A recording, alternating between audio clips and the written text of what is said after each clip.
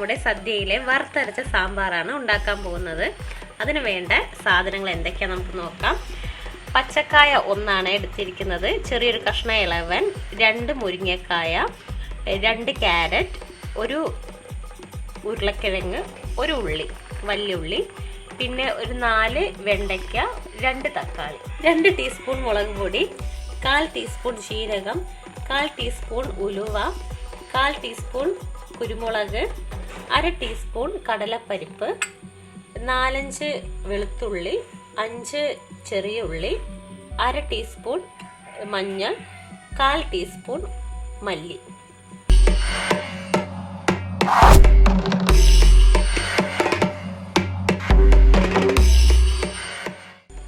Table spoon വെളിച്ചെണ്ണ, കുറച്ച് കറിവേപ്പില, ചെറിയൊരു നാരങ്ങ വലുപ്പത്തിൽ പുളി, 1 തേങ്ങ.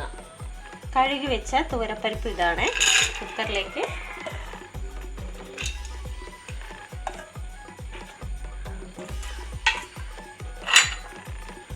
അതിലേക്ക് നമ്മൾ നേരത്തെ പറഞ്ഞിരിക്കുന്ന എല്ലാ പച്ചക്കറിയും ഇടാം. വെണ്ടയും തക്കാളിയും ലാസ്റ്റ് ഇട്ടാൽ മതി, ബാക്കിയെല്ലാം ഇട്ട് കൊടുക്കാം.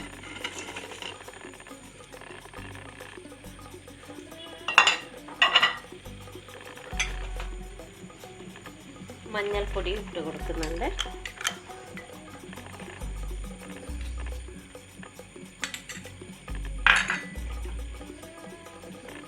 അര ടീസ്പൂൺ ഉപ്പിട്ട് കൊടുക്കുന്നുണ്ട്.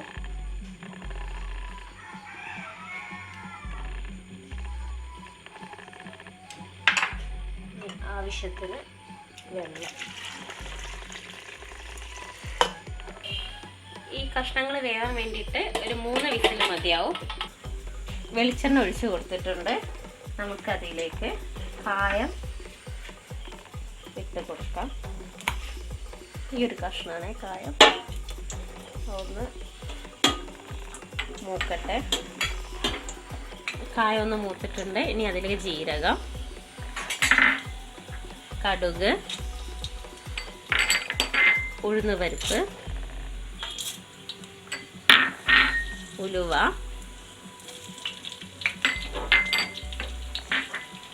കടലപ്പരിപ്പ്, മല്ലി. ഇതൊന്ന് കുറച്ച് നേരം ഒന്ന് ഇളക്കി കൊടുക്കാം. ഇനി വെളുത്തുള്ളി ഇട്ട് കൊടുക്കാം.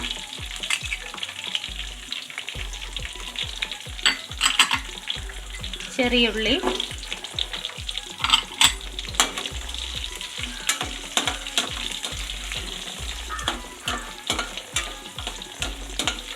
ഇത് ചൂടായി കഴിഞ്ഞാൽ നമുക്ക് തേങ്ങ ഇട്ട് കൊടുക്കാം.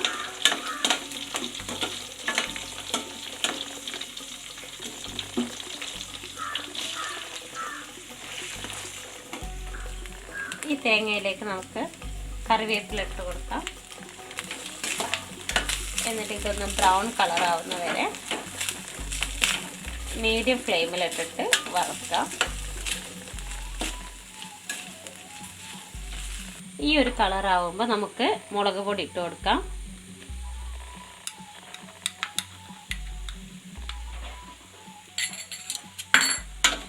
എന്നിട്ടൊന്ന് 2 സെക്കൻഡ് ഒന്ന് ഇളക്കി കൊടുക്കാം.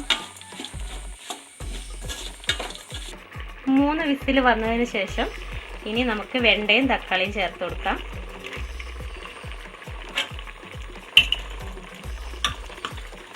ഇനി അത് വിസിലൊന്നും വേണ്ട, അടച്ച് വെച്ചിട്ട് വേവിച്ചാൽ മതി. കുറച്ച് ഉപ്പ് ഇട്ട് കൊടുക്കണം. ആവശ്യത്തിന് നോക്കി ഉപ്പിട്ട് കൊടുക്കാം. ഞാൻ കാണിച്ചിരുന്നല്ലോ പുളി, അത് വെള്ളം ഒഴിച്ച് പിഴിഞ്ഞിട്ട് നമുക്ക് അതിലേക്ക് ചേർത്ത് കൊടുക്കാം.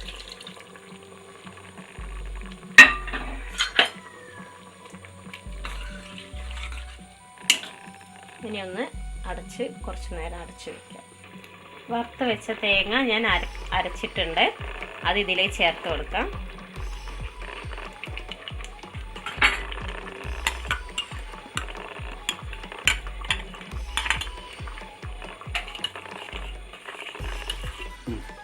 ഇത് തിളച്ച് വരുന്നുണ്ട്. അപ്പോൾ അതിലേക്ക് നമുക്ക് സാമ്പാർ പൊടി കുറച്ചിട്ട് കൊടുക്കാം. ഇനി ഒന്ന് നല്ലവണ്ണം തിളച്ചോട്ടെ. അപ്പോഴേക്കും നമുക്ക് ഇതിലേക്കുള്ള വറവ് ശരിയാക്കാം. നമുക്ക് വെളിച്ചെണ്ണ ഒഴിച്ചിട്ടുണ്ട്. അത് ചൂടായി വന്നാൽ കുറച്ച് കടുക് ഇട്ട് കൊടുക്കാം. കടുക് ഒരു 3 വറ്റൽമുളക് ഇട്ട് കൊടുത്തിട്ടുണ്ട്.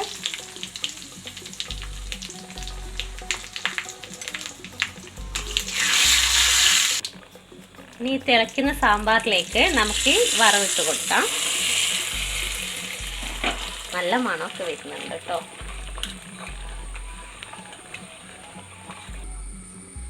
രുചികരമായ സാമ്പാർ റെഡി ആയിട്ടുണ്ട്. അപ്പോൾ എല്ലാവരും ഒന്ന് ട്രൈ ചെയ്ത് നോക്കാം. അപ്പോൾ അടുത്ത വിഭവമായി വരുന്നവരെ ബൈ.